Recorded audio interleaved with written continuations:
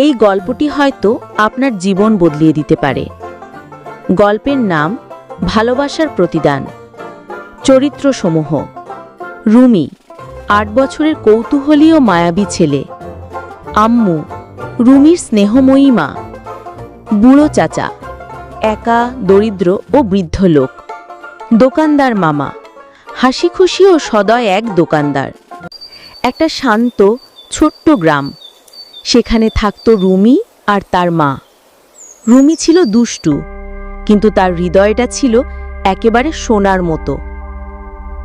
গ্রামের বাজারে সকালের আলোয় জনসমাগম।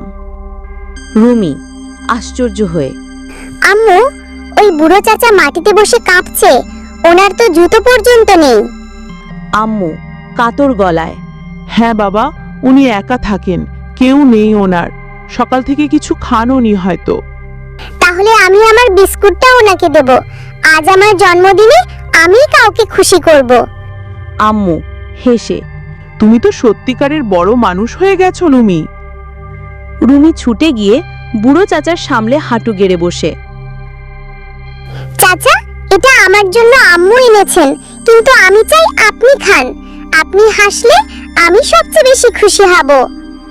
বুড়ো চাচা চোখ ভেজা, তুই তো ফেরেশতা রে বাবা, এই বয়সে এত বড় মন। আল্লাহ তোকে অনেক সুখ দিক। পরদিন দোকানের সামনে রুমি আর আম্মু। দোকানদার মামা, এই রুমি, এটা তোমার জন্য এক প্যাকেট চকলেট, একটা খেলনা গাড়ি আর একটা চমৎকার টুপি। রুমি আশ্চর্য হয়ে, আমার জন্য? কেন মামা? বুড়ো চাচা এসেছিল, বলেছে তোমার মতো মায়াবী ছেলের দেখা পেয়ে তিনি অনেক দিন পর প্রাণ খুলে হেসেছেন। এটাই তার পক্ষ থেকে উপহার। রুমি ঘরে বসে মায়ের কোলের ওপর। দেখেছো বাবা, কেউ যখন ভালোবাসা দেয়, সৃষ্টিকর্তা তার জন্য 1000 গুণ ফেরত পাঠায়। ভালোবাসা কখনো হারিয়ে যায় না। একটা ছোট ভালো কাজ অন্যের জীবনে আলো জ্বালাতে পারে। একটা ছোট ভালোবাসার কাজ সারা জীবনের প্রতিদান হয়ে ফিরে আসে। বন্ধুরা, এমন শিক্ষণীয় আরও গল্প পেতে আশা টিভি চ্যানেলটি সাবস্ক্রাইব করুন।